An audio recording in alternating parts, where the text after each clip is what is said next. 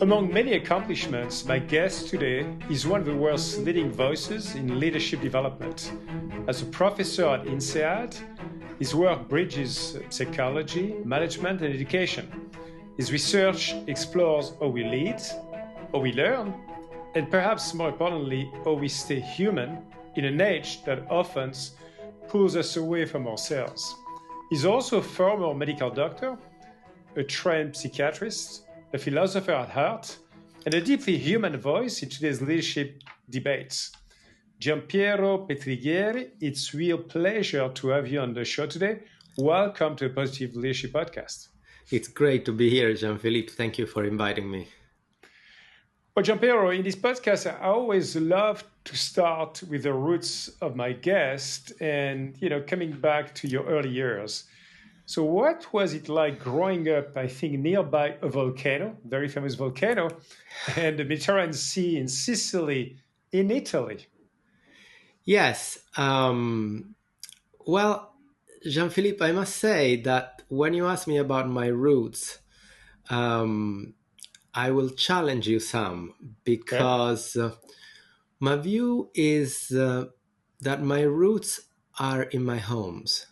And both in the home I was born and grew up in, of course, in Sicily, but in the home I chose to make for myself and I inhabit now. I am a firm believer of the idea introduced by the psychoanalyst Marie-Louise von Franz that we have often more than one home. And in one, of course, we are born and we have to deal with it. But others, if we are brave and if we are lucky, we make. And they also ground us. So when you first asked me offline, I'm interested in your roots, I immediately thought of Sicily and my parents, but I also thought of my wife and my children because so much of my life, in many ways, has been an attempt to make my parents proud, to be the kind of husband my wife deserves, to be the kind of father that I hope I can be for my children. And these people, also different, also humans in many ways, anchor me, while my ambition, of course, stretches me. So now that I've said that, and the reason why I say that, because I find always there's such an interesting contrast between, of course, we can talk geographically, right? Yes, I was born between a volcano and the sea, which also remind me very much of my parents psychologically. These two very, very, very strong and peaceful forces, but that could at times become unpredictable and challenging. And of course, somehow I found myself in the middle of the forest of Fontainebleau. And so there must have been, in those early days, both a longing for something different that was instilled with me, and I actually think of it as I think I got a taste for drama and a longing for peace by growing up in that environment. And another thing that's important to understand is I was an only child. Okay. And that shaped me a lot. And I cannot say hand on heart I regret being an only child because I enjoyed many of the perks, but I cannot say hand on heart that I loved being an only child because I've had a lifelong wish for siblings, which developed into, one of the major themes of my work. How do we find friends? Yeah. And how do we find good friends? And I really, once I've mentioned those, my family of origin, my current family and my friends, I think I've told you about my roots, the people that provide me ground and that inspire my reach. Yeah, I love the fact, Gianpiero, you talked about, obviously, the people, I guess, you love the most, among the people you love the most, your parents, wife, family, and kids, but also the places that you love the most. Oh, yeah. And so any connection you have between those people that you love the most and the places you love the most, between Sicily and Fontainebleau today with the forest. Very different environment indeed. I have never been asked that. I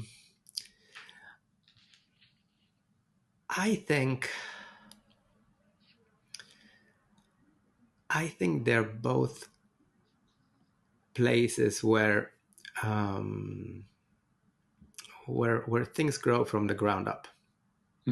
Where things grow from the ground up, and there are also places, in a way, Fontainebleau is a little bit of an island, or at least It I is. experience it like that. And islands, I mean, I'm an islander. And I'm fascinated by the way in which, when you grow up in an island, even in as big an island as I grew up, you're always aware of your isolation within a broader world.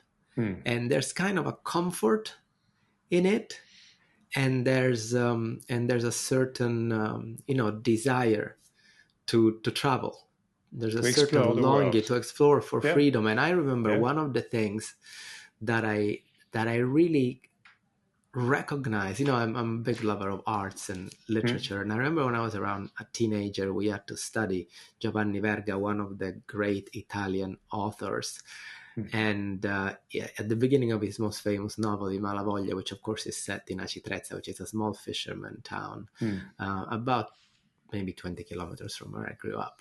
And in the preface, there's this metaphor of that people are like the mussel, and you need to stay attached to the cliff, because the moment you let go, the current washes you away.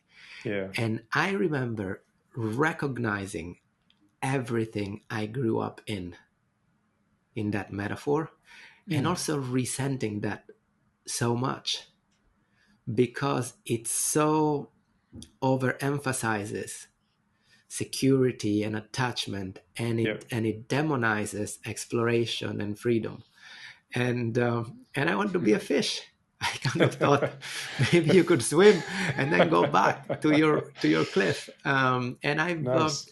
it's really shaped. A lot of my work is around this idea. And I think is around this idea of home. And I think it's because anyone like me who has moved around a lot. I grew up in Italy, but then I lived 5 years and worked 5 years in Switzerland, spent a year in the US. I've been in France. I married someone that was born and raised in a different country. My kids have 3 passports. All of that. Home is always a theme for you, and I think people like us, make a home in our work. And I thought about myself a lot. What makes a good home? And I think what makes a good home is one, that makes you safe and makes you free. I think that resonates really well, not just with me. I think with many of our listeners. And I like kind of the painting you made for us, Gianpiero, of this mussel on the rock that morphs into a fish to go to another rock far away and connects with the ecosystem of that other rocks on the other side of the planet somewhere. So let me build a little bit on that to truly understand, again, between those, again, special homes, people that you've been living with, growing with. I mean, who or any people, many connections you had inspire you one day to think about psychology, to think about opening the minds of others, and becoming basically, a traveler with people's minds, starting with yours, I assume. So when did that start, and who ignited that in you, Gianpiero? Well, I mean, so there was a part of me that ever since I can remember was interested in what is it like to be another person. What is it like? And I think, it's interesting because I can answer very quickly. The person who consciously inspired that exploration was my dad. I'll tell you more in a second. But I think over time I've understood that unconsciously, actually, some of my mom's fragility and talents, and some of their mysteriousness to me was kind of the unconscious trigger. It made me sensitive to try to understand things that I feel I couldn't grasp. But then, of course, my dad was the example, the person I looked up to when I was growing up. And in fact, I still have here. He was a doctor, and he had trained he was a professor of anatomy. So he worked with dead bodies, and he taught students, and he was a very beloved professor. And then he had also trained in neurology and psychiatry. And I can tell you a specific story or a specific day. I was one of these very kind of, curious, restless kids. I must have been a nightmare. I was one of those kids that never wanted to go to bed. And my mom is kind of someone who likes to go to bed early. So I'll sometimes, and my dad used to work very late, it's kind of the kind of traditional thing. My mom was a teacher, so she had much more regular hours. But my dad, he had his job at the university, and then he moonlighted. And what did he do when he moonlighted? He was part of the first wave of mental health professionals that were basically helping do the transition. Italy was one of the countries that outlawed the asylums and started residential psychiatric treatment. So they had to take all these people who were basically being convicts, who were suffering from profound mental illness and had been essentially relegated outside the world, put them in residential facilities, and begin the slow process of treating them again as citizens. And it was this all big progressive mental health movement, and my dad was part of that. And I remember one night, and I didn't know, this I learned later, I had no idea. All I knew is he came back late at night. So what I'd do, my mom put me to bed, and she'd go to sleep, she'd fall asleep. I'd stay awake, wake up, and go in the living room and just sit there on the couch waiting for my dad to come back. And then when he came back, I know he must have been so, now looking back from being a dad, he must have been so pleased of that. And he would always tell me, like, what are you doing? And that, he would sit down and I was like, tell me, what are you doing? And one night I told him, what do you do? What did you do tonight? And he said, I went, we went with the residents of the home, which were these old people with severe mental disability. We went to the pizzeria, and for many of them, they hadn't been in a restaurant for, who knows, maybe 20, 30 years. And so, I was really helping them discover what a restaurant is like. And I was like, wow. And what happened? And he said, there was this man, you need to listen to this. And he said, there was this man that ordered 12 pizzas. And the waiter, was looking at them with some suspicion, some stigma. And so turned to my dad and said, doctor, this gentleman ordered 12 pizza. What do I have to do? And my dad said, well, he's your customer. So, do something, make him 12 pizza. Ask him if he wants them maybe smaller, because he's a customer here, and he's made an order. And I assume you're running a pizza place so that you can make his order. And there's all my dad in that story. And there's so much of what I think work can be at its best. We talk a lot about how the economy and work and the workplace can be dehumanizing. But, in this moment, my dad was really kind of a very old-fashioned clinician. It wasn't someone who thought very much about work and workplaces and systems. But he kind of understood that to be a customer was meant to have dignity, and to serve a customer meant to participate in a profound humanizing process. That selling a pizza could be a moment in which someone restored their lost dignity. And, I have a few things. My dad passed away nearly 10 years ago. And I have a few things. And one thing I have in my office is a little certificate they gave him, which is a certificate that they gave him on the 50th anniversary of his medical degree that says, for serving the community with passion and care. Yeah. And I have it as a kind of reminder. It's a lovely phrasing, for serving the community with passion and care. But I remember the night of the 12 pizzas, I thought, I don't know if I understood exactly what that story was all about, but I thought, I'd like to do that. And then I have to say, I think like many children, like many, reasonably talented boys or girls who want to be like their parents, but also want to be different from their parents. Yeah. So I did that. But I didn't find myself so interested in clinical psychiatry. It was actually one of perhaps the most miserable period of my life. And some of it had to do with specific of where I worked. But some of it had to do that I was really doing something that wasn't entirely mine, And so I had to find my way to do my thing and then join it to what, my mom, my dad, the people around me did. And the other people that inspired me, I have to say, were friends.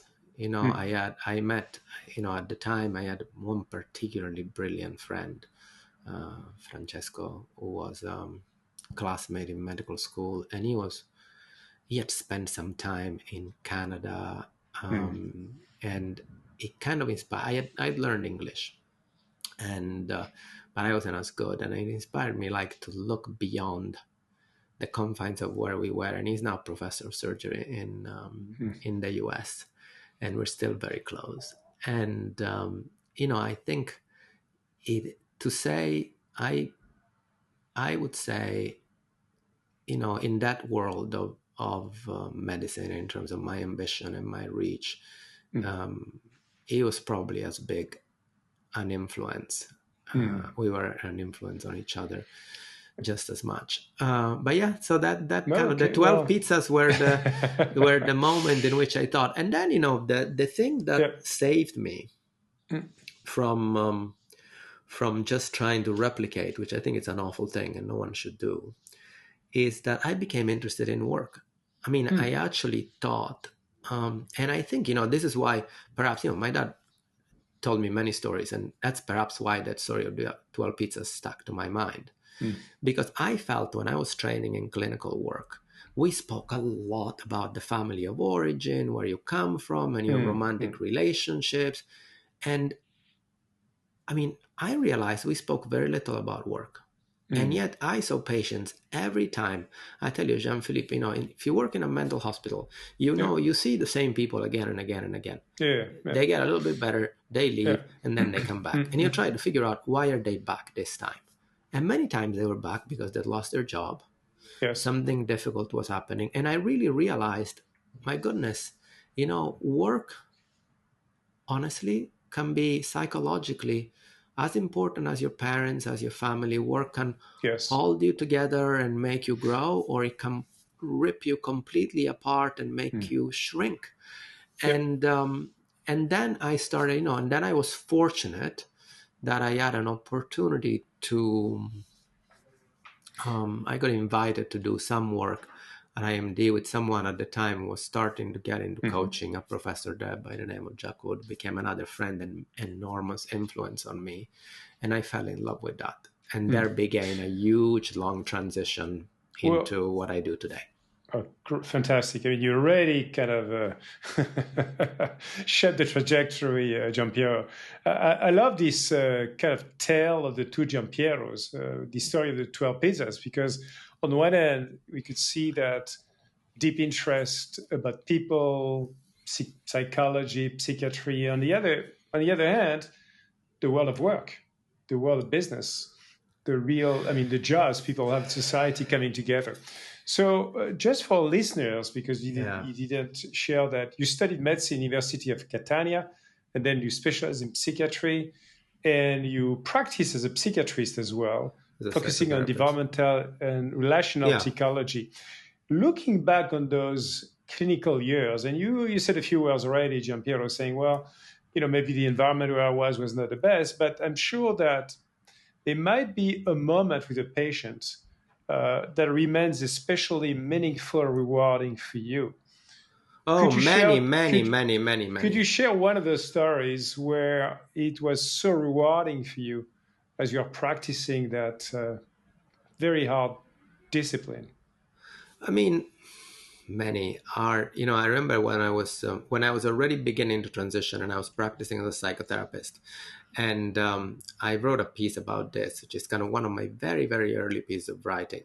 um, Stuck in a Moment, it's called, just Hmm. like the U2 song. And it is the story of my sort of relationship conversation with a therapy client. And I remember her first time she sat in front of me, so commanding.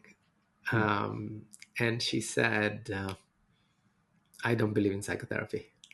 And Had a good start. yeah, great stuff. And I remember, I don't know why, I said, well, neither do I.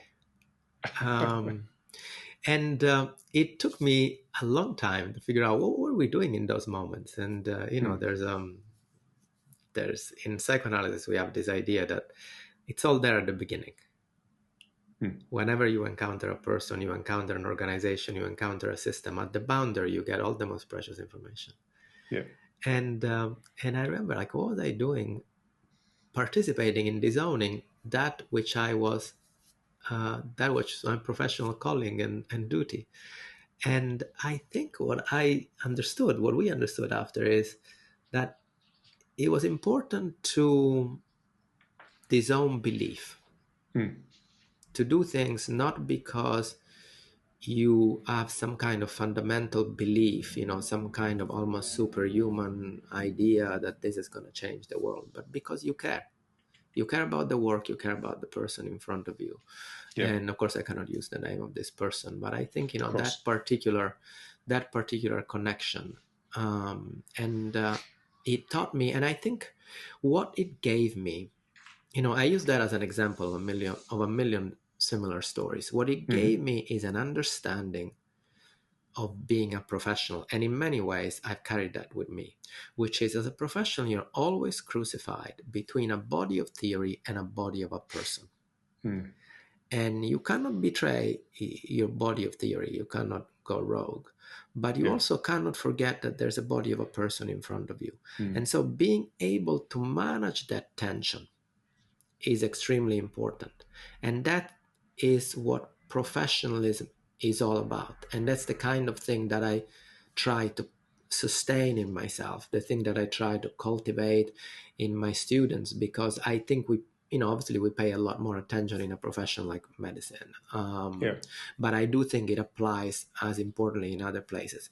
But the other thing I want to tell you, Jean-Philippe, is Hmm. I don't know how many people tell me, oh, this tale of two Gianpiero, there's the clinical Gianpiero and there's the management professor. Hmm. So, Hmm. Hmm. Hmm. number one, I am never gonna tell some kind of linear story of, oh, I had no idea things were Of gonna where? work out this way. If you told me at age 25, Yeah. here you are gonna be on a podcast on leadership, I was just gonna, it's like, what is that? I really had no idea even what a business school was, a management professor was. So this is all unfolded because I was following my interest, Yes. and because I was Yeah. lucky to find friends who imagined me Hmm. before I could imagine myself. Yourself. And the second Yeah. thing is, Uh-huh. people both in this field and in my previous field say, why did you change? Why did you leave? Yeah. I'm gonna say the truth. I always make the same stupid joke. Okay, well, I went from mental hospital to a business school. It wasn't that hard. Ha ha ha. Yeah. The truth is, I never feel I changed. There's no two Giampiero. Okay. I'm interested in the unfolding of people's lives Hmm. in social contexts. Yes. People have dreams and Hmm. people have duties. All of us have dreams and duties in our families, in our community, in our church, in our workplace, in the company we found, in this moment, you and I, in this podcast. And then, the system around us affects a lot what we dream, what we feel our duties are, and whether we can realize our dream and fulfill our duties. And I've always been interested in helping people understand where their dreams and duties come from. And if they need to change them, change them. And if they need to fulfill them, how can they fulfill them better? Now, whether I did it in one place or other, it doesn't matter. But that fundamental, interest, I wish to be of help to the unfolding of human lives in social and technical and natural systems. Very clear. That's always been. Very clear, Gianpiero. So just back again to your trajectory. After a few years of the practice where you evolve kind of naturally, as you just said, you decided to completely shift again your profession and join the business education world. And I think, if I'm not mistaken, you studied at the Copenhagen Business School, and a few years after, you joined INSEAD as a professor of organizational behavior to pursue a PhD in organizational behavior, which led you to the world of business education. I did not, actually. That's okay. almost like that. I actually, while I was starting to practice, in fact, while I was finishing my training, so, many medical trainings, the last year you can choose to micro-specialize.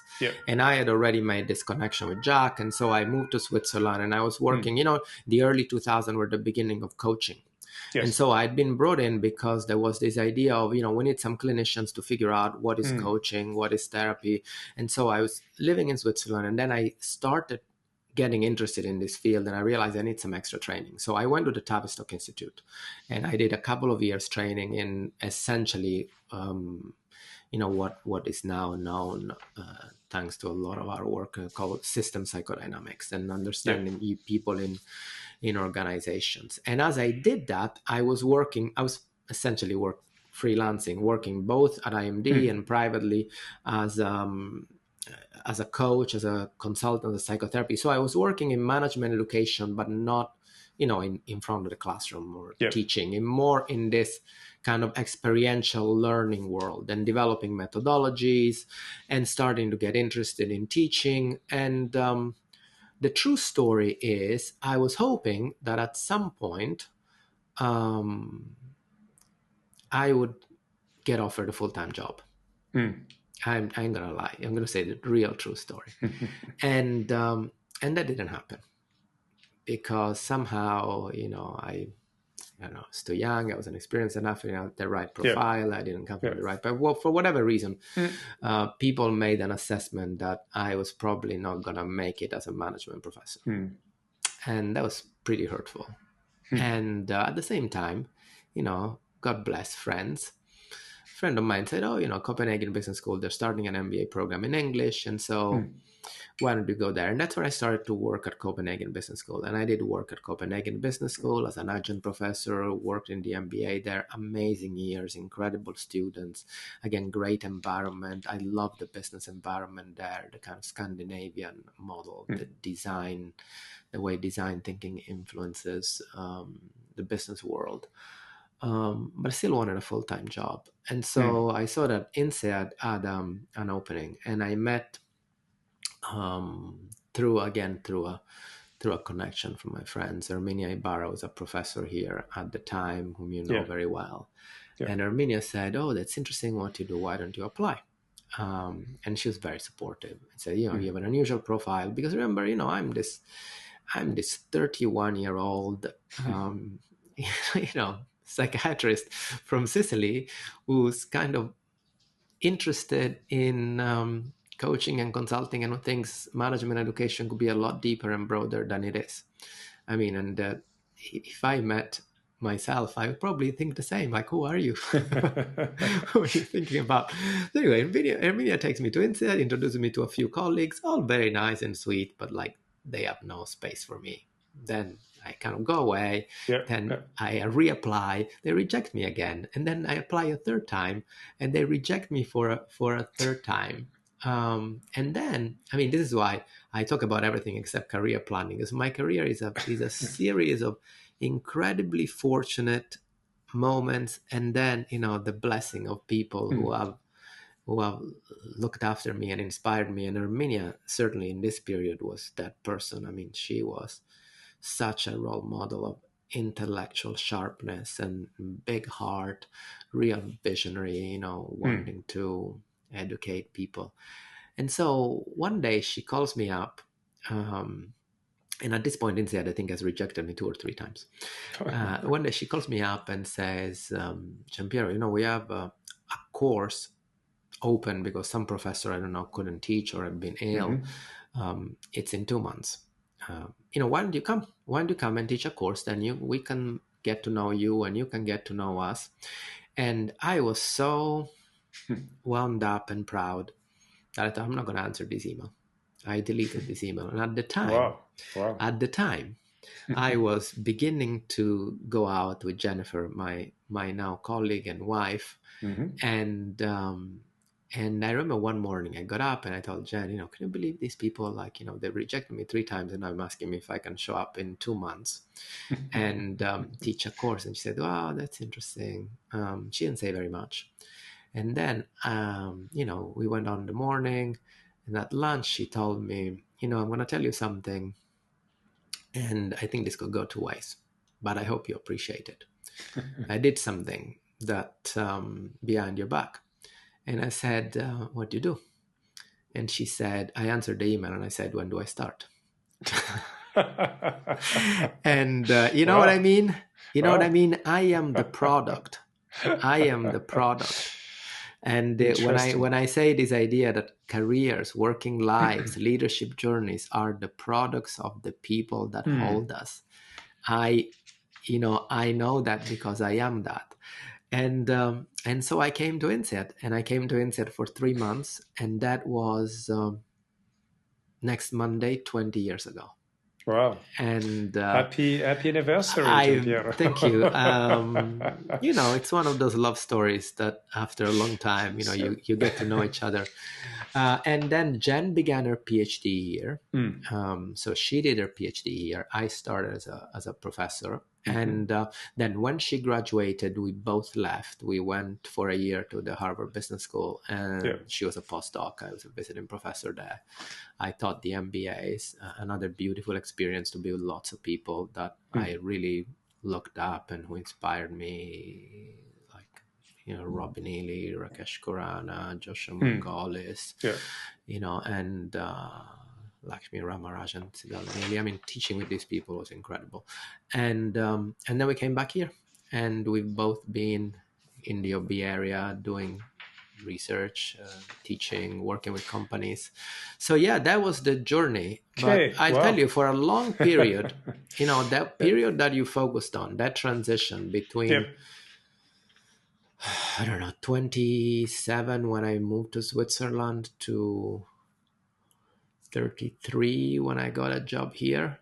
That was a period where lots of people were looking and thinking, wow, you spent 10 years training and now you've left this. Where is this going? And I don't know, I was interested in the work and I was interested in people. And to this day, my students ask me, what is your advice you have? And I always say, faith in the work and trust in your friends. And they're the 2 things that I was, I'm a very average person who has had the capacity to have faith in good work and trust good friends. And that's been enough. Well, that sounds like humility, but also great set of connections and friendships and more that help you navigate the world, Gianpiero. What I'd like us to do now, if you don't mind, is to start digging into the work you've done on leadership, obviously. I think you've been writing quite a bit about the leadership, which is less about being the smartest person in a room and more about doing the inner work, as you call it, identity, emotions, meaning.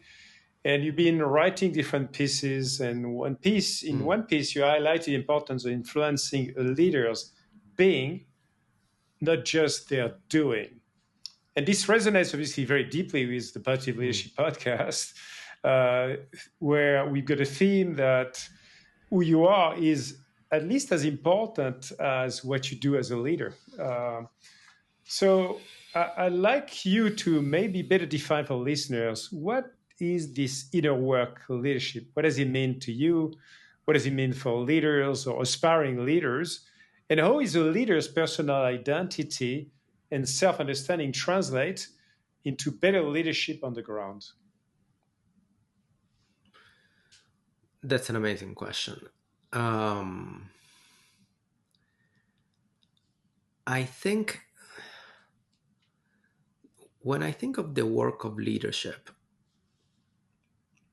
I have a very simple definition of it, and I think it applies both to the inner work and the social work, because I think leaders live in two worlds: their inner world, as you say, the world of your history, your aspirations, your fears, your desires, and the social world, the world of other people, incentives, opportunities, and whatnot. And you need to really be able to work with both worlds and to find a point of connection.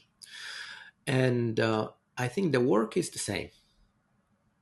And in the work is pay attention and have a conversation. And so the inner work is pay attention to yourself, to your experience in a moment. And of course, historically, but in that moment, what am I experiencing in this moment? What am I thinking? What am I feeling? What am I tempted to act? And then there's also a conversation that you have with yourself. And very often the work is becoming aware. I mean, psychologists have this awful term called metacognition, right? Which is when you're able to think about what you pay attention inside yourself and how you talk to yourself.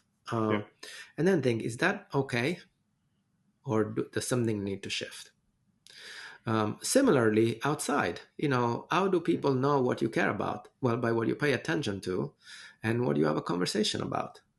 And so if you want to shift your strategy, you need to shift what you pay attention to. If you want to shift your organization's culture, you need to shift what you have a conversation about. So that, I think, is the inner work.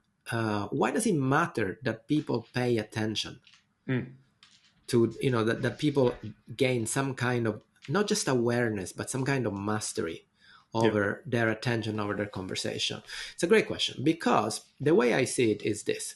We have these two worlds. And we can inhabit these two worlds in different ways. So my very simple model is this. Most of the time we spend, if you imagine two overlapping, like a Venn diagram, two concentric circles, two overlapping circles.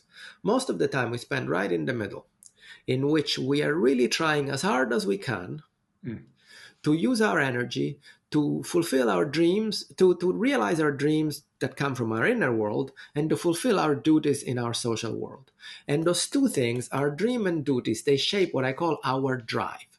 We are driven to satisfy our needs and to please other people. And in those moments, we are really following. We are actually acting driven by impulses or incentives. Sometimes, we are able to take this intellectual position up here and recognize, oh yeah, this is because of my childhood, and this is because, the economy and the technological trends and all of that. But in those moments, you are a critic, and what I'm interested and what I think is important for leaders is to take a middle ground between those two positions, not immersed, but not detached. Embedded. And I've done research, in my research, the academic term I use is this idea of reflective engagement, that you are still grounded in your inner and social world, but you don't take either for granted, so that you can make some choices. Because look, you can be a good leader without any kind of reflection. Look around. People, you can be completely impulsive, and if your impulses somehow capture the wishes of other people, and you can create a perfectly delusional and defensive system in which we are right, they are wrong, we don't need to learn anything. I mean, that's always happened, and that will continue to happen. Of course, in academia, we have a word for that: narcissistic leadership. But what does it mean? What it means is that someone's impulses captures a collective wish, and those two things catch fire, they burn everything else around it. And so the work of leadership, the inner work, but also the social work, which is important, because the inner work, you cannot do it on your own. You need other people. There's I don't know if you can see it because my background is blurred. I have a beautiful gift. One of my students gave me this cartoon that says you cannot read the label of the jar you're in. And one of my favorite sayings: self-awareness is a contact sport, authenticity is a dance. You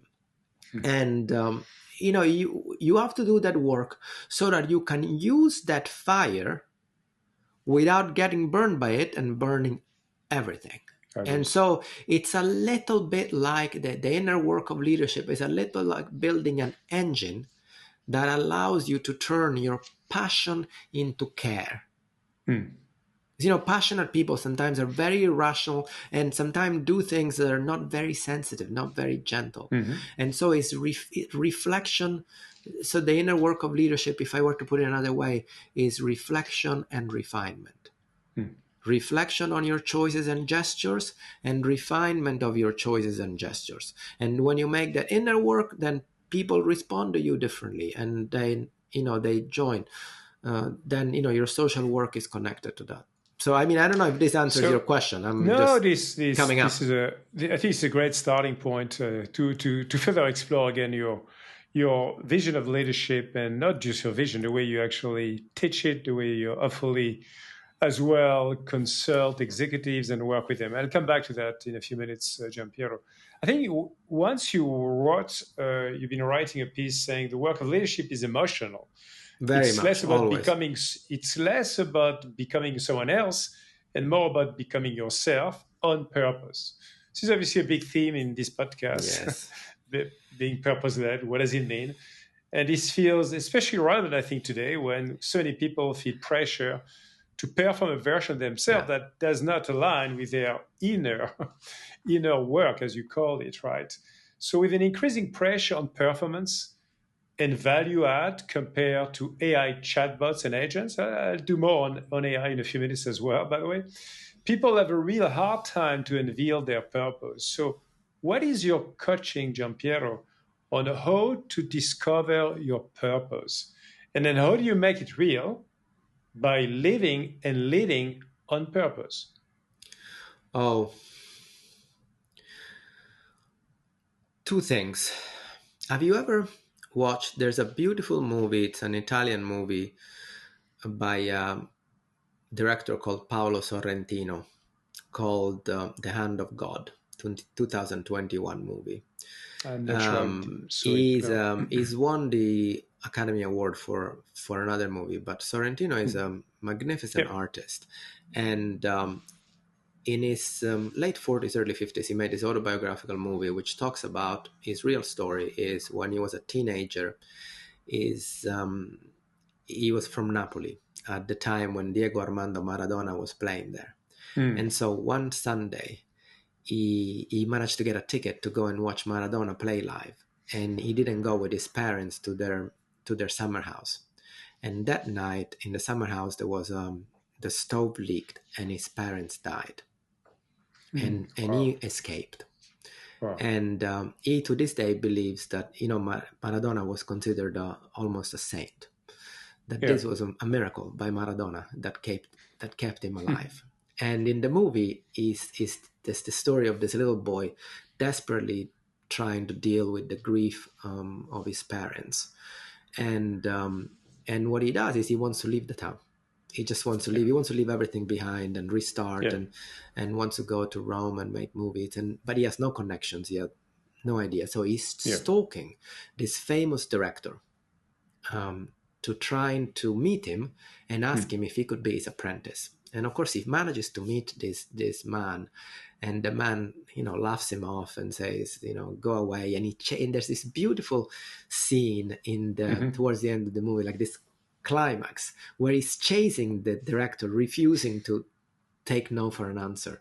And the man, frustrated, turns around and he says, "Ce l'hai un dolore? Do you have a pain?" And the boy says, yes, I do. And he kind of completely breaks down and tells him about his grief and his parents and the loss and all of that. And what I think Sorrentino is doing, like artists are very, very capable of doing this, is the moment in which the protagonist realizes that which he has lost does not need to be escaped. That which he has lost can become the source of his work. And Sorrentino's cinema is all about nostalgia and longing for connections and solitude and all of that. And if you think and I really think of leadership as an art. And if you think at artists, often where does their work come from?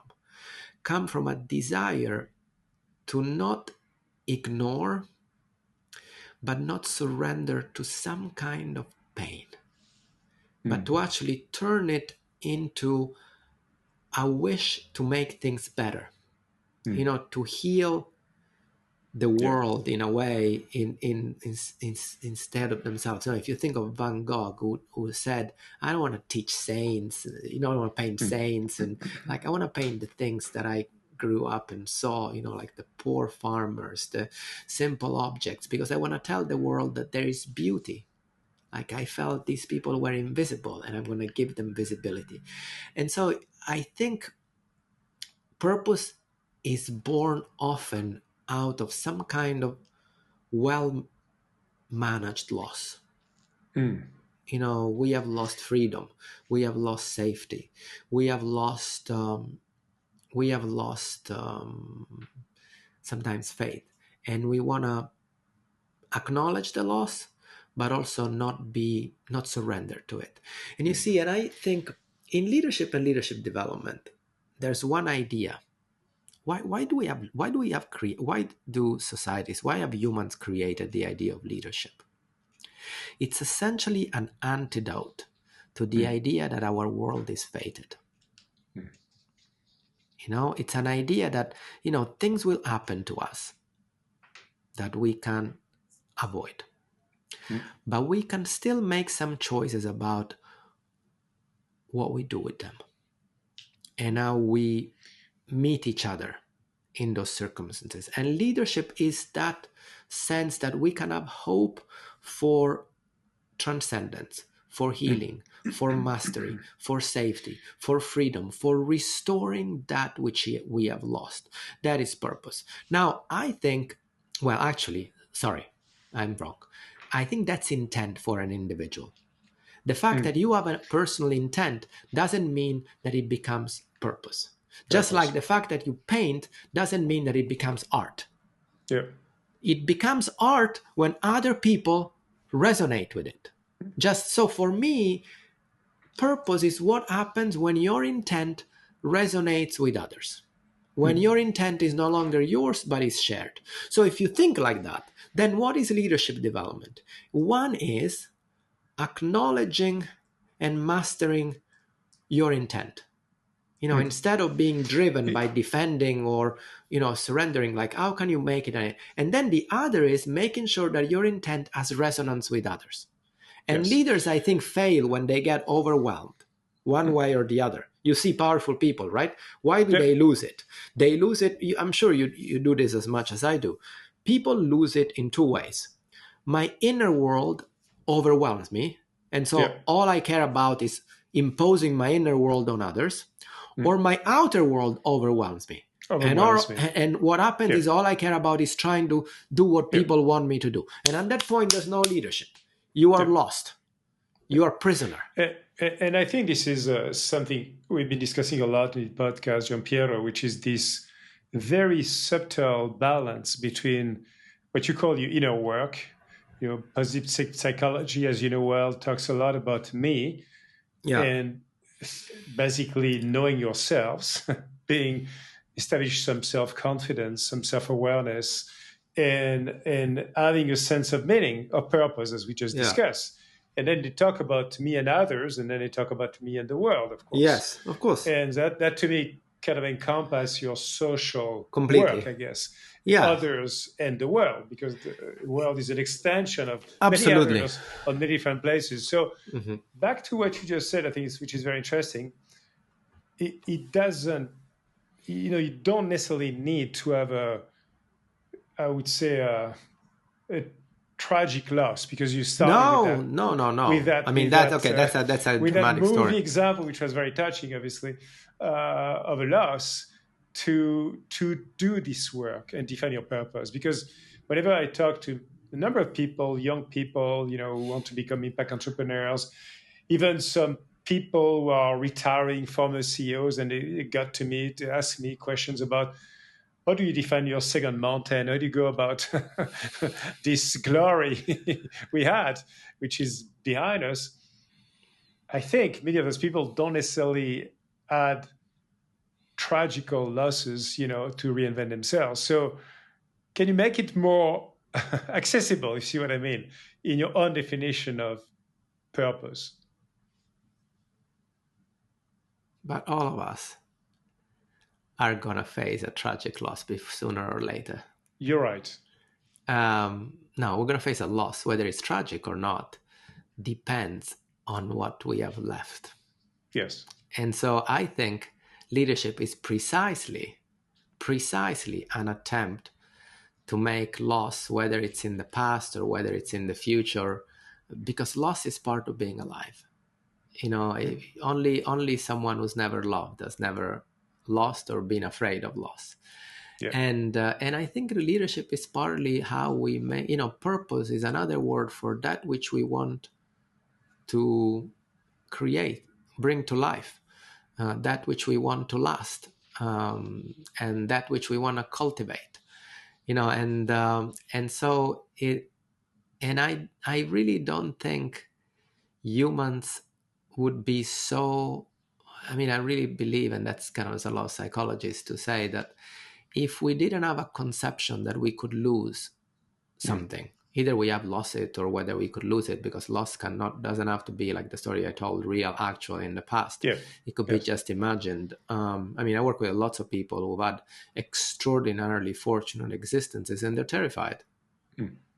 They're terrified that they might screw it up and lose it all, and their family business might go down in flame. And so, loss is always lingering, unless you're a psychopath.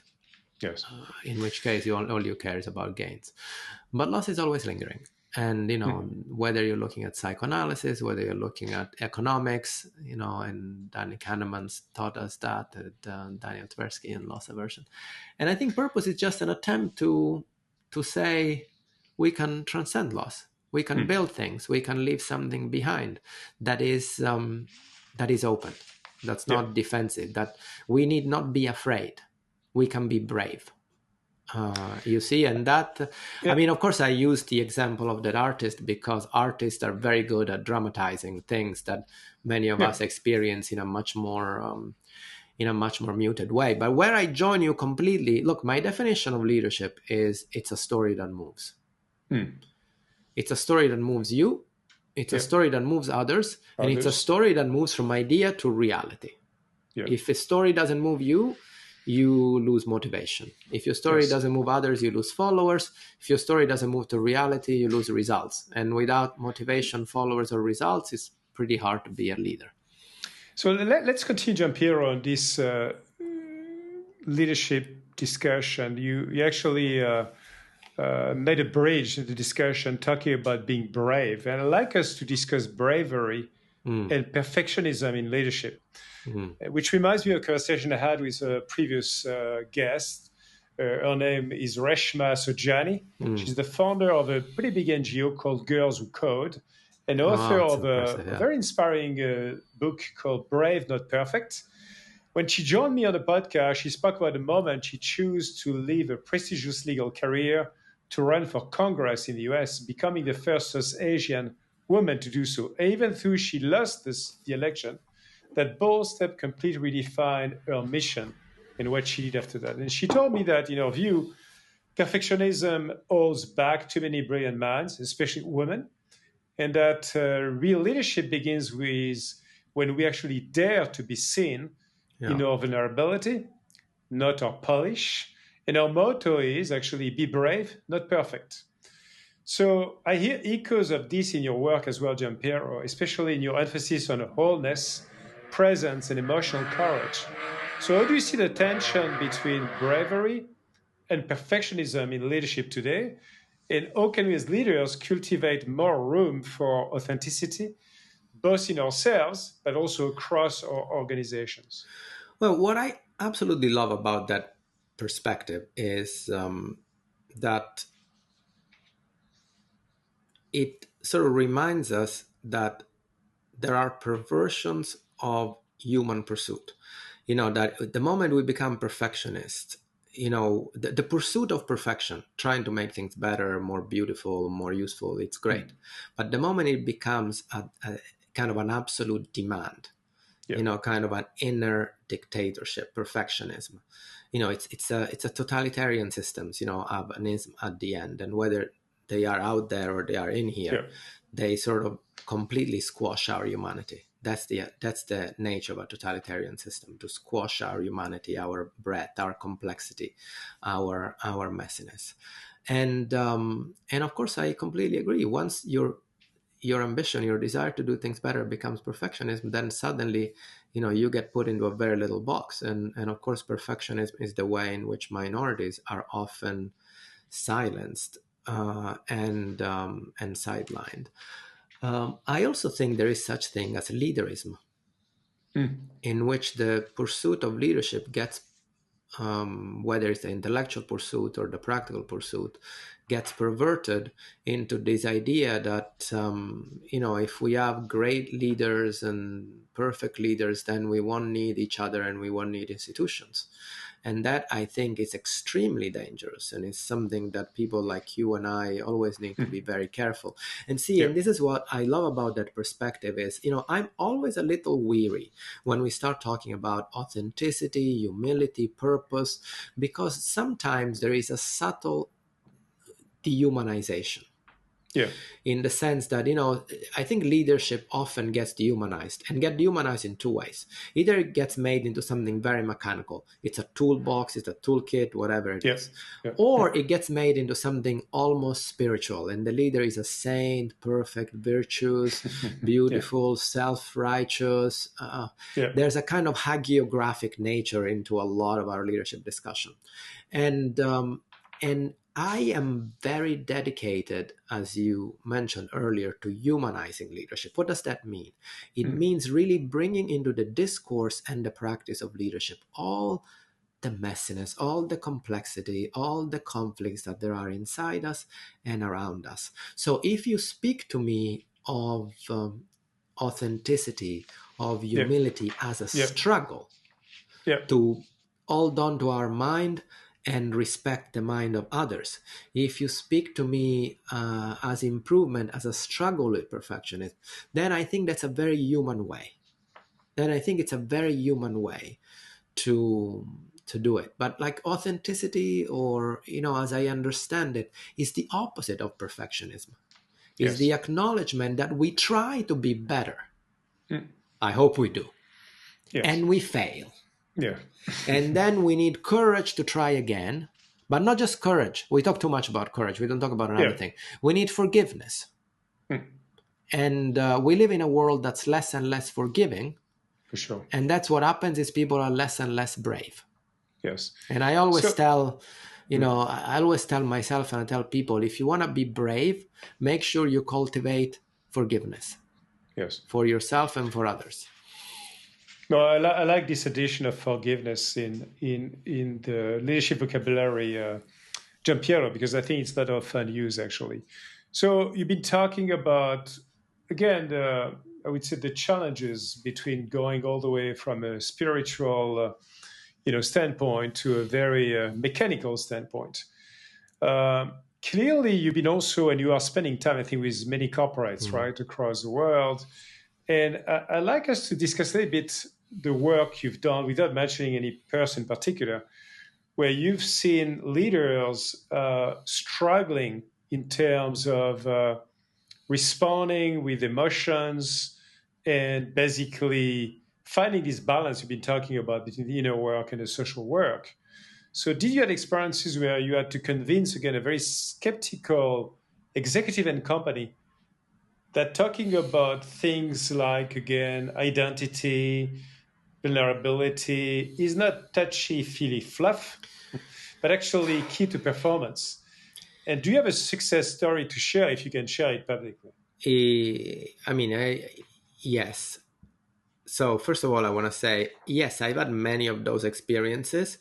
I also feel that in the course of my career, over the last 25 years, I've been doing this work, things have changed a lot. Yeah. And I do think, I do have to work less and less to convince people that deep personal work is essential to broad strategic transformation. So and are you now, saying you're less and less patient of educating people about that? No. I think that many people are interested, already assume that, and they're interested in how do we do this. Okay. Now, of course, Jean-Philippe, two things could be possible. One is I've spoken and written so much about this that people who don't believe it don't even come close to me. So I see a more and more, I live in a bubble. But also I do think there's been a change in the zeitgeist. I do think there's a certain, come on, look, there's a lot more attention to themes about, the personal aspects of leadership, mental health, and all of that. And I think this idea that certainly is one of the pillars of my work with organizations, that leaders are symbols and architects of culture. And so, if you want to change the culture, and if you want to change, every organization feels they need to change more and faster than they had before. Yeah. And most leaders, especially senior leaders, have a very clear understanding that unless they shift the culture, nothing else is going to shift. Yeah. Because you can announce every strategy you want and every financial plan. And if the culture doesn't shift and the way of working doesn't shift and the way of relating doesn't shift, that strategy is never going to get implemented. The financial plan is never going to deliver results and all of that. Yeah. And, I remember I worked for 7 years. This is public. There's a case study out there, for example, with Schneider Electric on this incredible story of digital transformation. Extremely successful company, led by, a series of leaders, both at the top and the executive committee, but also layers and layers down that I really respected and admired, who took very seriously this idea that when you're trying to do a massive digital transformation, the focus shouldn't be on the adjective. It should be on the noun. Yeah. And the noun is transformation. See, and you talked earlier about AI. Of course, today everything is exciting and everything's about AI. But at the end of the day, there's always been fundamental shifts in the environment. Economic shift, technological shifts. And if you are an organization, you want to either respond well, and if you're super good, be ahead of those shifts. Yeah. And you want those shifts not to make you lose who you are. So you want, when we say, in business, we talk a lot, I want to be proactive, not reactive. In my language, what does it mean? I don't want to feel the shift is leading and I'm just a piece of machinery following. I want to feel, again, I am freedom. I have hope. The world is not fated. I am making the world. AI is just the current instantiation of that. Leaders have always tried not to take the world for granted and to build the world. Since the pyramids. Here's the desert. No, we're going to make pyramids in the desert. Today, we don't build with bricks. We build with code. And what we're building, when we're building the pyramids, it's not a building. It's a lifestyle. It's a worldview. Today, our worldview gets built with code, with AI. And so, I always work with these organizations trying to start from what we started on earlier. What is your personal intent? And how that this build up into a larger organizational transformation. So if we want in 5 years' time to move from an organization that's very centralized, that has certain practices, where certain people make decisions, to this other organization that has this different organization that has these different lines of businesses where the revenue sources are more differentiated. Everyone loves it and great. What do I have to do today? See, I think for me, the leadership is that very interesting work of linking the very tiny choice and very tiny gesture in the present to some big change in the future. And how do I make sure this is, my work is essentially this? How do I, because if I'm a leader, and I'm not saying I'm the CEO, I could be anyone in the company. If I'm thinking of myself as what does it mean that I'm a leader? It means that my behavior reflects the future. It doesn't replicate the past. Yeah. And so all my work is about how do I help individuals think about their behavior and make sure that it reflects the future. And then how do I help them develop relationships that support them in doing so? Because, you and I have great intentions. And what's going to happen then? Our drive really pulls us back. So what we need is people around us. And this is one of the things that's, I think, key about my work. And I use the example of Schneider Electric. And in that case, I was really inspired because when they first came to me and, they were one of the organizations that I work with that most clearly made me understand. We don't need to develop individuals. We need to develop a community of leaders, people that feel a shared sense of responsibility for the results and culture of this organization. And now I feel almost every company I work with, I say, look, my primary target of intervention is the relationships. If relationship shifts, individuals shift, and the organization shift. Shift as well. Yeah. That's really the thing. That's been definitely a shared experience I had as well at Microsoft, which I shared on some of the podcast episodes as well. Gianpiero, as we went through a massive transformation, keep doing it actually. Now, I'd like us to get even deeper into this new leadership era. In 2018, you've been writing an article with Gianpiero Petriglieri on our Business Review, why leadership development is not developing leaders. Yeah. And this article has been widely discussed, and you argue that many programs teach competence, but do not teach courage, character. And in 2020, you wrote The Return of the Oppressed. You suggest that certain important perspectives have been oppressed or suppressed in management scholarship. Always. Much like Freud's Return of the Repressed. Yes. And that is time they return to the forefront. And you said business schools and management theories have become overly enamored with OKR, rational approaches, treating organizations like machines while ignoring the inner lives of the people within them. And the result is a bloodless form of leadership education that undervalues feelings, identity, and human complexity. So my question is the following. Completely. Let's imagine, Gianpiero, today, because life is such, and you share so many great examples of that volatility in your life. Tomorrow, you are asked to become the dean of Harvard Business School. Tomorrow. And okay. That would happen. That's reality. Okay.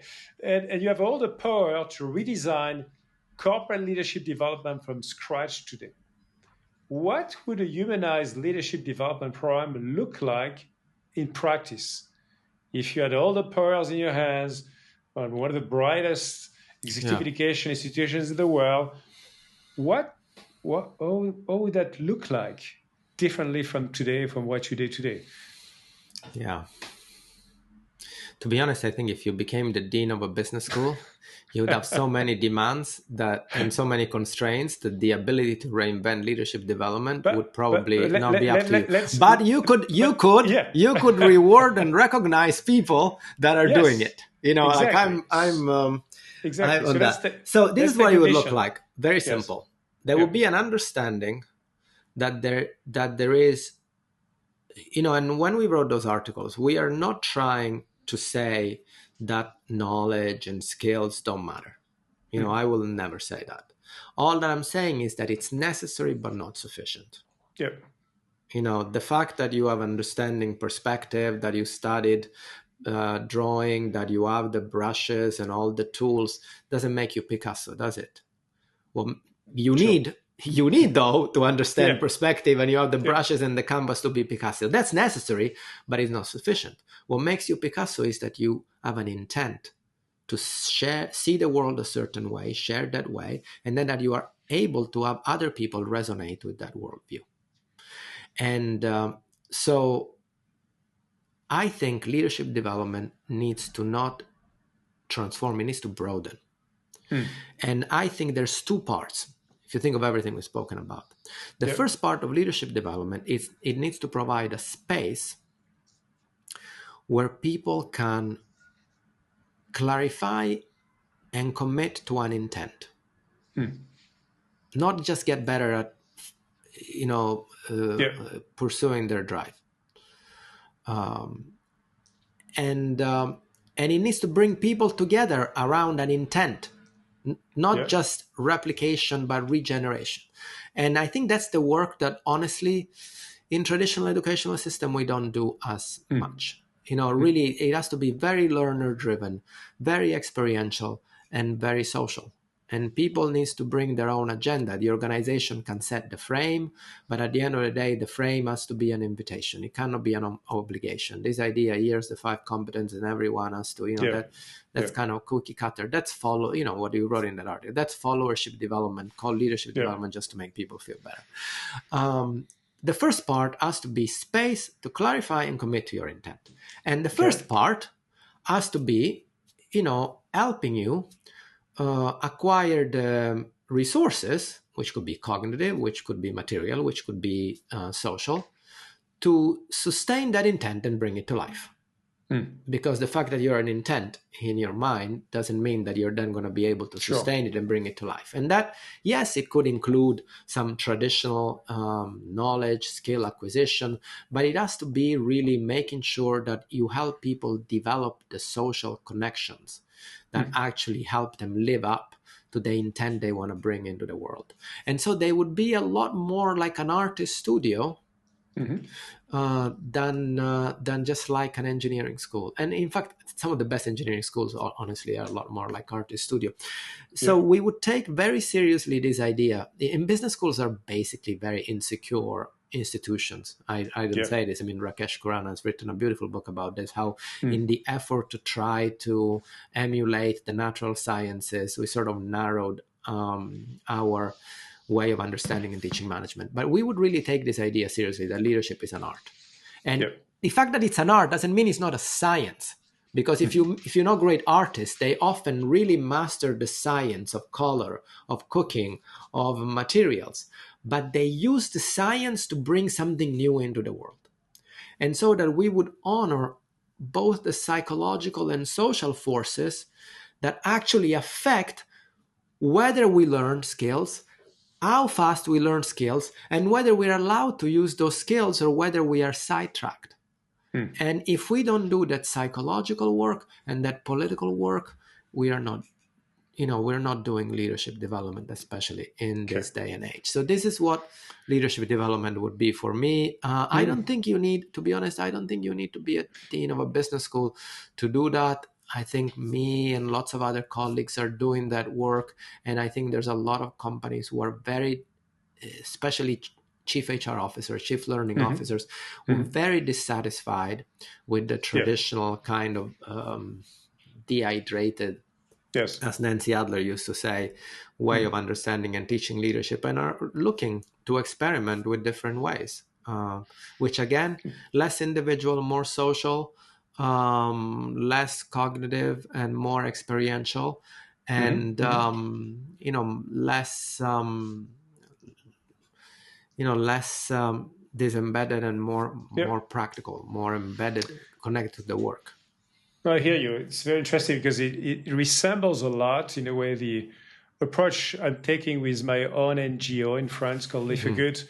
We build a community of basically self-learning impact entrepreneurs, and they build using collective intelligence. They build their missions, they build their theory of change, they build their startup, they build a sales strategy, they build a financial plan as well to get some Yeah. money, and so on and so forth. And it's a lot of interpersonal work and a community work, actually, where there's tons of Yeah. deep connection between the intent of each one of them and actually the The broader community coming community. together See, to and reassure what you're themselves. doing there is what I call, in Jen and my work, we call that an identity workspace. So at the end of the day, the word education come from the Latin educere, to lead out, to bring out.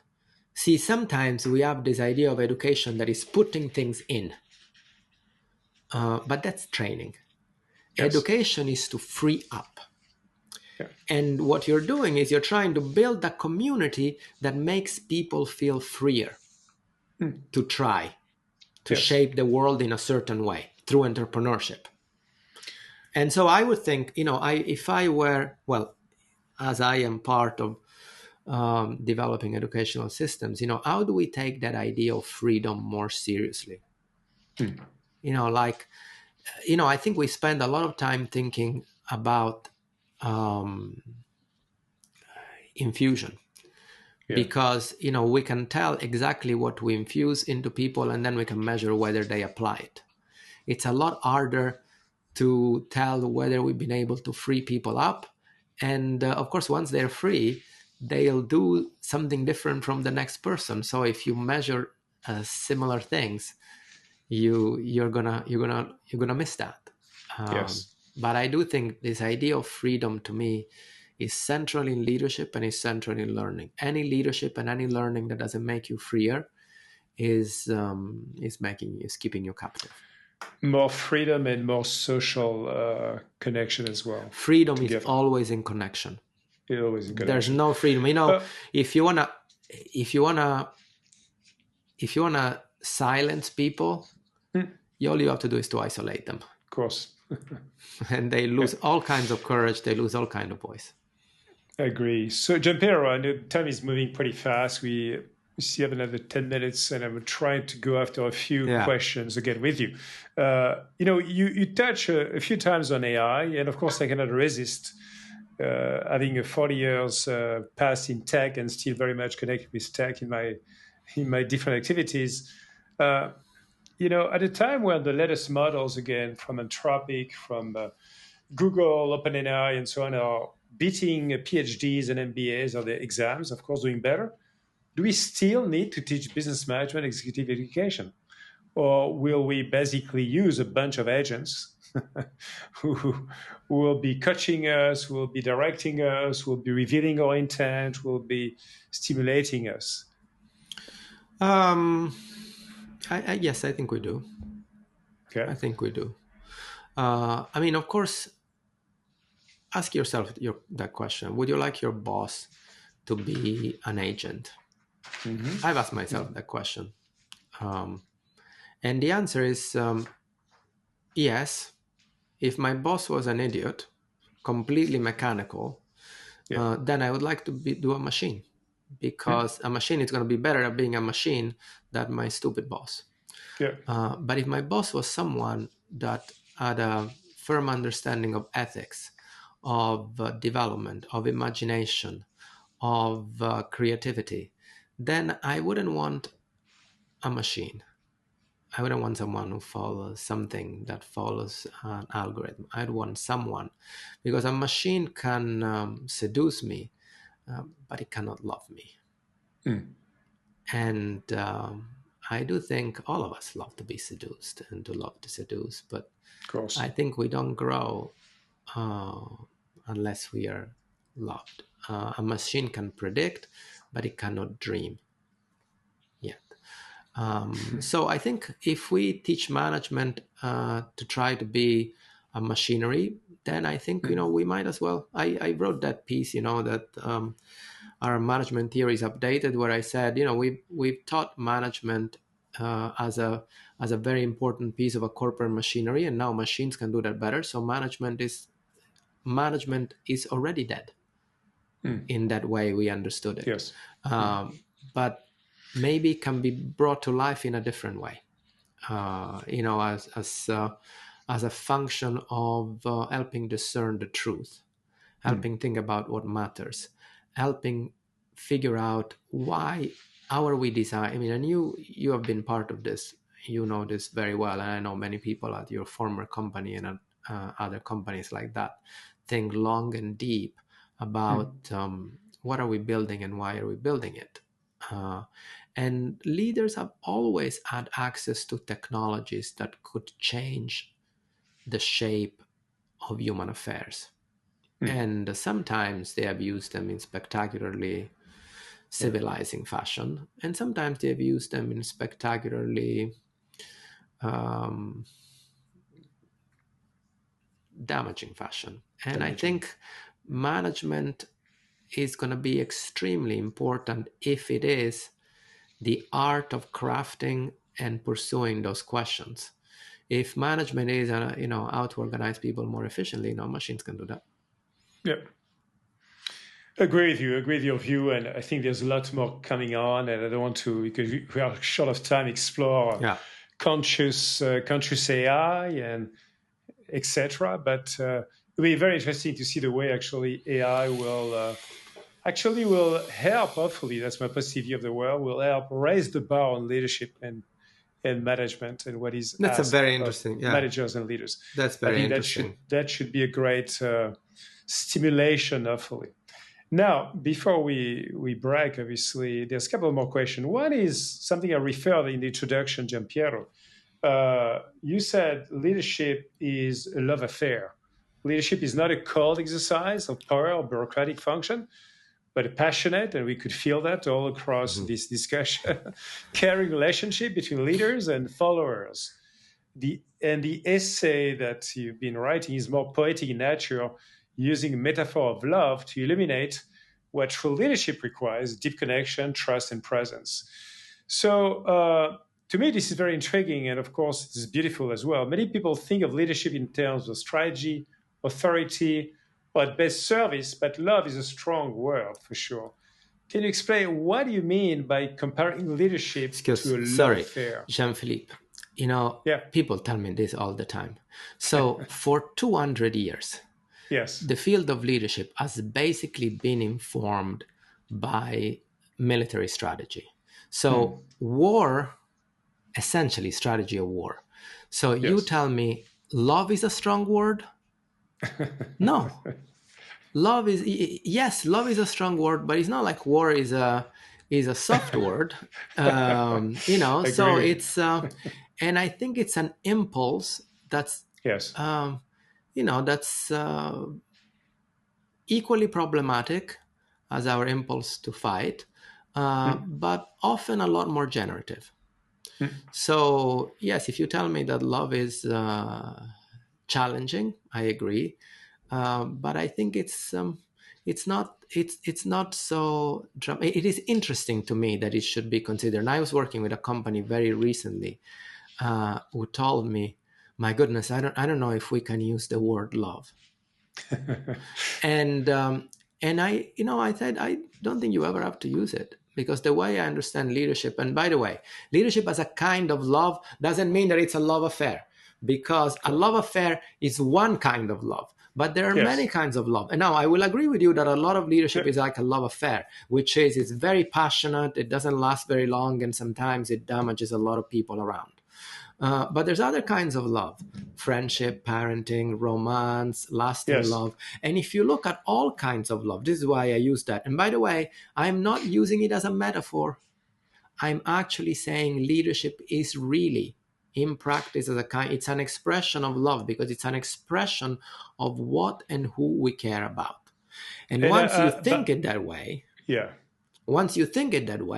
there can be very bad leadership, just like there is very bad love, in the sense that people use love as an excuse for abuse.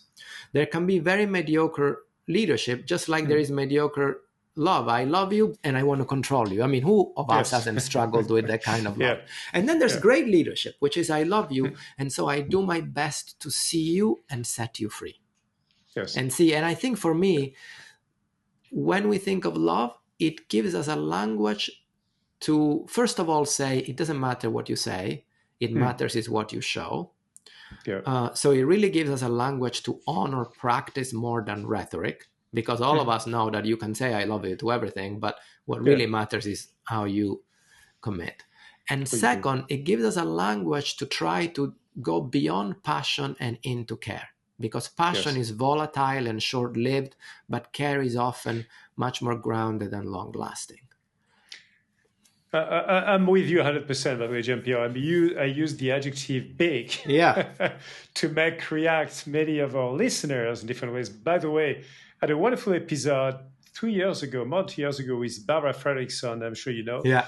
And she wrote this wonderful book called Love 2.0, where she talked about those basically moments of positivity, micro moments of positivity resonance, brief real encounters marked by shared emotion, even with strangers on the streets and people. With nature.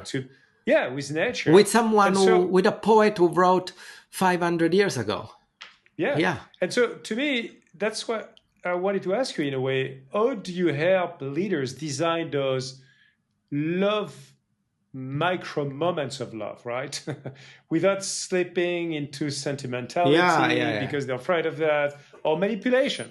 So what does it take to create such an environment where those micro moments of love happen and people get to know each other, get to connect, get to care, and get to grow together? It takes two ingredients: undivided attention.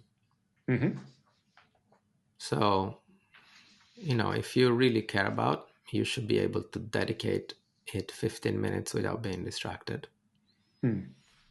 And the second one is emotional honesty. Admit, this doesn't matter to me. This only matters to me instrumentally because it's going to get me something else.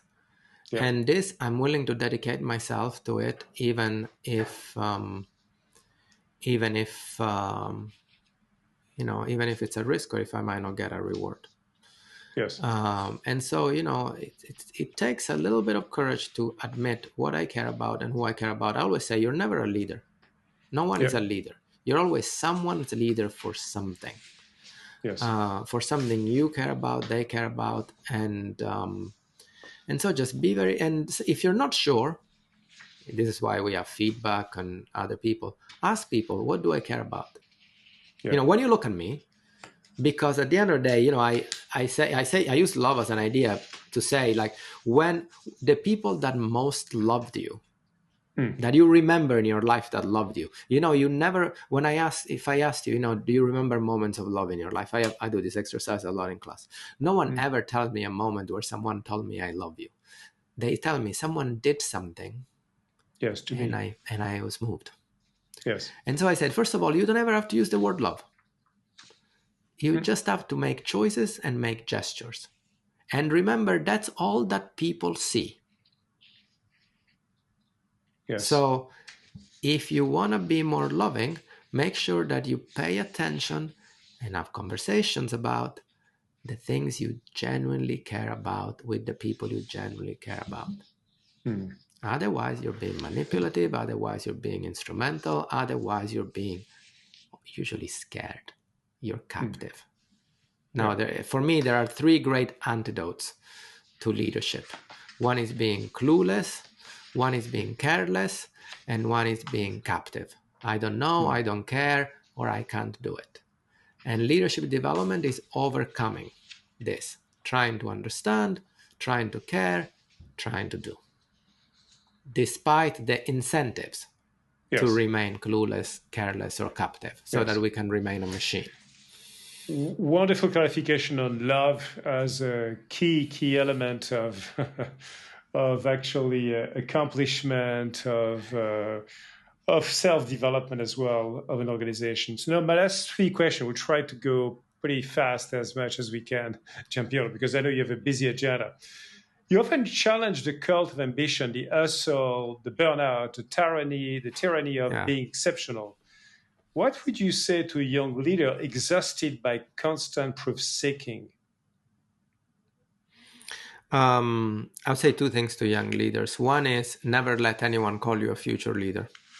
There's no such a thing as a future leader. When people call you a future leader, it's basically a scam. Do what I tell you now, and then maybe someday you'll inherit the key of the universe. Forget it. Yeah. Think of an artist. If you're an artist, would you accept that anyone told you, don't do your masterpiece yet? What would, for an artist, it's say like, okay, any moment, just begin now. Like, if you have something you want to bring to the world, begin now. And the second thing, which harks back to what we were talking about earlier, is have faith in the work. Have faith in the work. Cultivate your practice. I actually think this might be a bit controversial. I think practice comes first and purpose comes second. Really devote yourself to something, to some work that you think matters. Doing it matters. What you build matters. It makes a difference. And then over time, you will figure out what the purpose was. My best description, one of my favorite books of all time is Bruce Springsteen's Born to Run, his autobiography. I actually reviewed it as a leadership book for the Harvard Business Review. And there's a moment in which he said, he has this beautiful line that says, no one goes slowly in the big time. And you can never predict the moment in which something you do is going to catch everyone's attention. And in that moment, when you're projected in front of 80,000 people or the public attention, what you're going to have is the craft that you developed over the years. And he said, everyone said, how did you become such a magnificent live performer? And he said, well, because for 15 years, I was starving, and every night I played in bars all around the Jersey Shore. And by the time I became Bruce Springsteen, I had been doing that for thousands and thousands of hours. And he has this incredible line. It's a bit rude, I'm sorry. And he said, there's a difference between the work and the purpose. He said, and the work is getting, people to rub onto each other in ballrooms on a Friday night on the Jersey Shore. The purpose is preserving the American dream. He said, and if you do enough of the practice, eventually the purpose will emerge. Will come. But if you don't have a practice, your purpose will ring hollow, will be rhetoric. It won't be gesture. So I would say have faith in the work and start now. Well, that's almost a closing line, but I will have very last question to you, Gianpiero, which is a question I always love to ask my guests, which is, if our audience had to remember one simple idea to become a more grounded, positive leader, what would that idea be?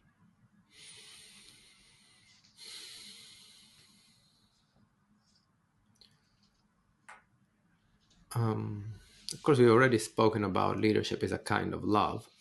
That would be my idea.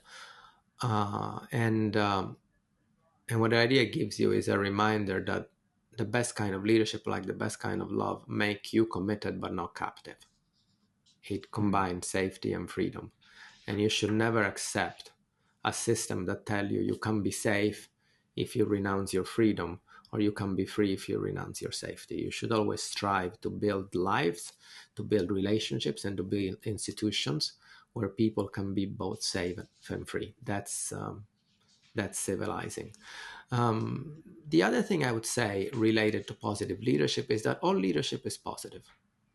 Because if leadership exists, it means that someone is trying to do something in the world, and a group of people thinks that thing is good for them. But remember, some leadership is positive for a very small and homogeneous group of people. Yes. And it's damaging for a lot of other people. And some leadership is positive because you care for a much larger group and a much more heterogeneous group. And so I say, don't just think about, is my leadership positive? Think about, what is my leadership positive for, and who is my leadership positive for. And, it's some expressions of care are very narrow and some expressions of care are very broad. And I think the deeper your soul is, the broader your work can be. Well, that's a perfect closing, Gianpiero. And again, thank you so much for traveling with us from a rock in Sicily to another rock in rocky Fontainebleau Forest as well, to many other places of leadership. It's been really a pleasure, an honor to have you on the podcast and getting a better sense of this wonderful connection and balance we need to establish between this inner work, social work, or back to your Springsteen's lines as well, work and purpose. Love it. So thank you so much. And to our listeners, if you love the episode, please share that story with your friends. Feel free to put a 5-star rating, always appreciate it. And obviously your comments are more than welcome. So thank you so much for being with us again, Gianpiero. Thank you so much, Jean-Philippe, and courage. Thank you.